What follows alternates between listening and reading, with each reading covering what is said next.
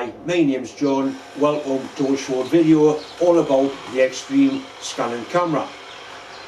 This camera enables you to draw around a part, then scan it into the computer and do a direct cutout from there or modify the drawing however you want. It's really good if you need a part quickly or if you can't draw. When I first saw it, I thought it was sort of not sure, but now I've started to use it a little bit. It really is a good bit of kit. I'm not going to go into the technical side of things because I don't know how it works myself. I'm just going to do a practical demonstration of what it's capable of doing. Anyway, let's get on with the video, make some sparks. The early cameras used to mount on here, but now they mount on there really close into the rail so there's as little deflection as possible. This is the modified assembly on here as well, much more rigid than the original one. So that's where the camera goes. That's the camera. Basically it's a little electronic microscope that goes into there. That little grub screw nips up, and that's basically how the camera is installed. I'm going to say it now, I'll probably say it again, don't use the plasma for cutting when the camera's there. It's not really designed to withstand heat and smoke like that. The Scanything program works inside Mach 3. You can see I've got the Mach 3 screen up, and that's the little screen there of the Scanything program. I'm going to concentrate on that. Before the camera is used, it needs to be calibrated. You simply print off a sheet of paper, which basically is a plan memory of the computer. Looking on the computer screen, we can see the little black dot, and that's where the camera is. So if we move the camera down by using the XY controls on here,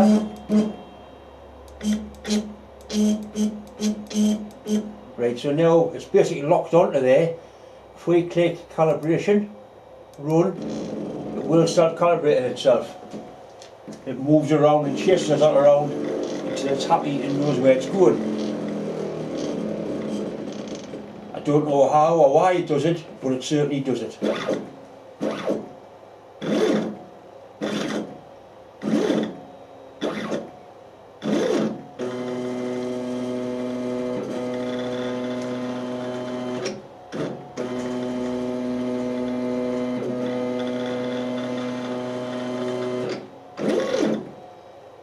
Right, it's happy now, it's locked on, so the camera is now dead in the centre of that little black dot. It's basically ready now to trace a drone. I'm going to get it to trace the test square that comes on the test piece of paper. So once again, there's the camera. So we'll move things across. Right, it's latched onto the outside of the drone. You could have it on the inside or the outside, depending on how you traced it.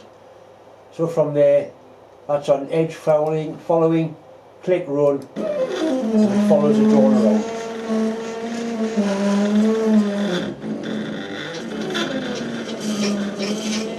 This is a nice, clear, crystal clear drone, and obviously you can follow it no problem at all. If the drones are a little bit vague, there's various controls you can use to try and sharpen things up. We'll go to them later.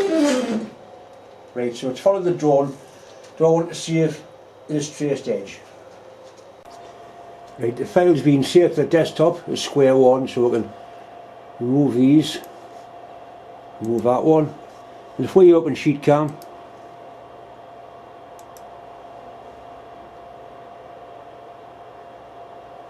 in SheetCam we open the drone, import drone, square one, there it is, open. Basically that's our square.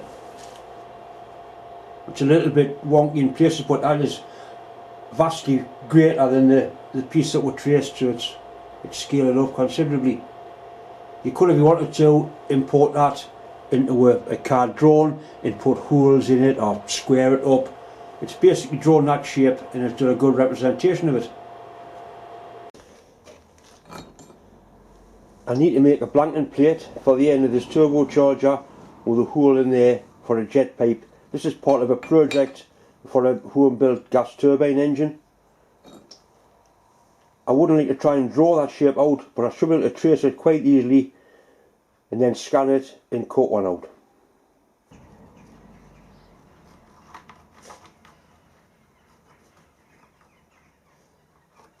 I'm using a pencil to get it nice and tight, and then I'll probably go around it with a Sharpie, a felt tip pen, just to finish it off. I can't get all of it, but the bits I can't get I can just pencil in freehand. I could mark the holes and cut them, but it'll be quite a simple matter to use a transfer punch. Once we get the part cut out, it's going to be stainless and I'll be able to drill it quite easily. You often find when you cut stainless with plasma, it can go quite hard.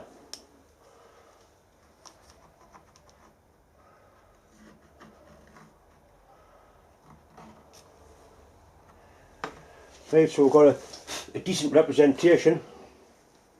Here's one or two little bits that are missing. We can just fill these in by hand, just blend them in. And we'll be cutting on the inside of this line.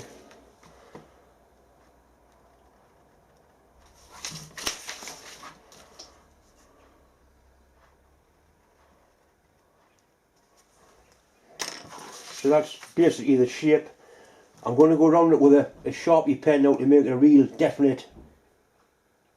Take your time, because the better the tracing, the better the finished result's going to be.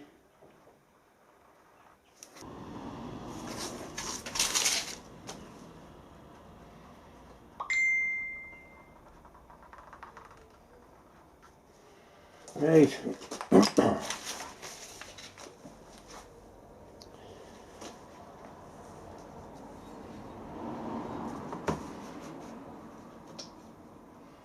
Next thing is we need this hole here.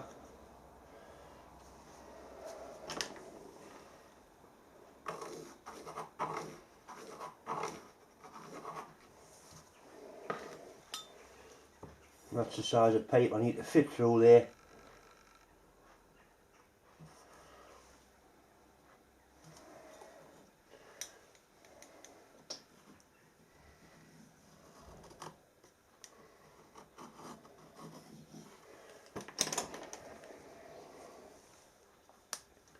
I need to cut on the inside of this line to get a hole that pipe will fit into.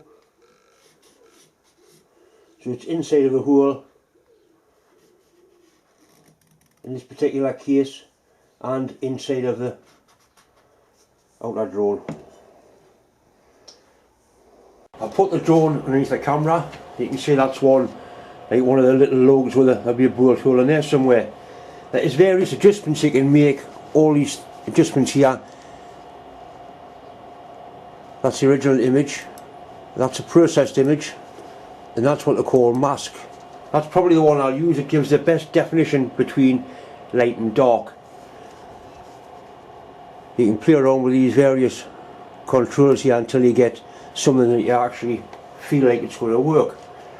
Once again, that's the camera in the centre there.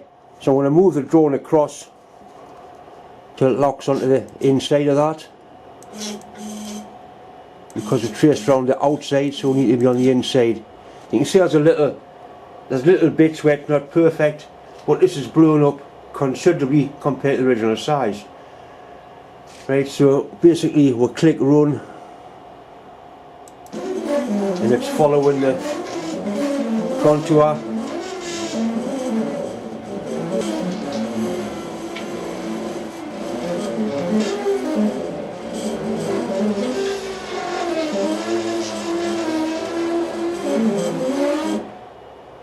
Right, so it's traced the inside of that drone. Do we want to save the traced edge? Yes, we do. Right, next we need to trace the hole. Right, so it's on the inside, edge following word, run. And we'll drill round the outside of the pipe, so the hole needs to be the inside size.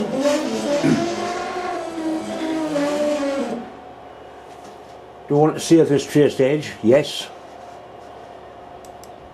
So if we now go into File, Save,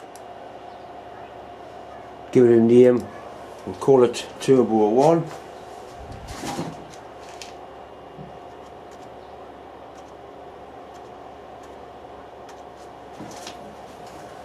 Save it to desktop, save.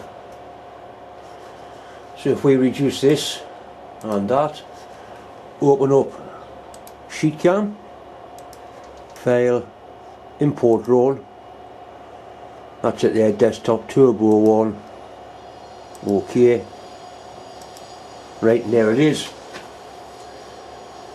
Now that's a direct copy DFX file that you can cut out. You could put it into your CAD program and you could tidy that circle up, you could make the circle a lot neater, but I'm going to weld a pipe in there, so basically that's good enough for what I want. I'll click across here. The material is going to be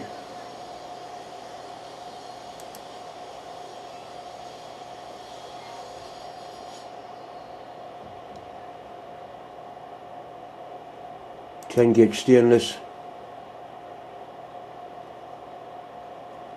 Use all the factory settings.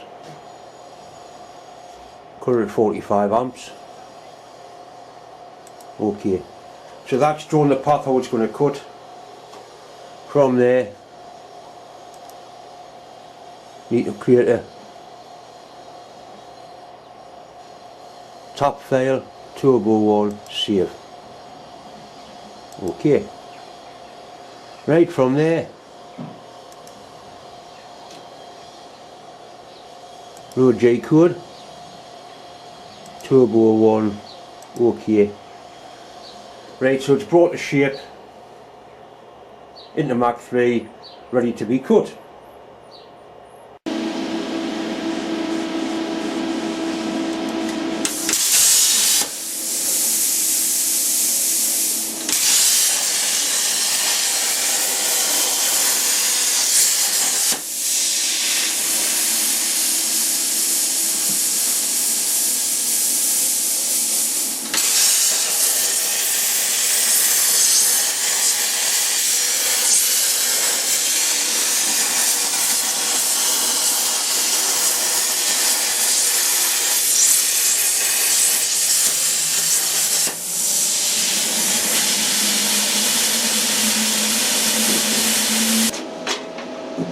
There's very little flash on the back of that, it'll take nothing to clean it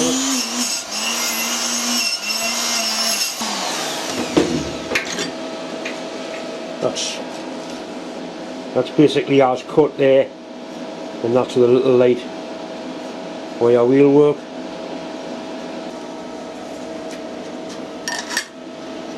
And that's pretty good. But I'm very pleased with that.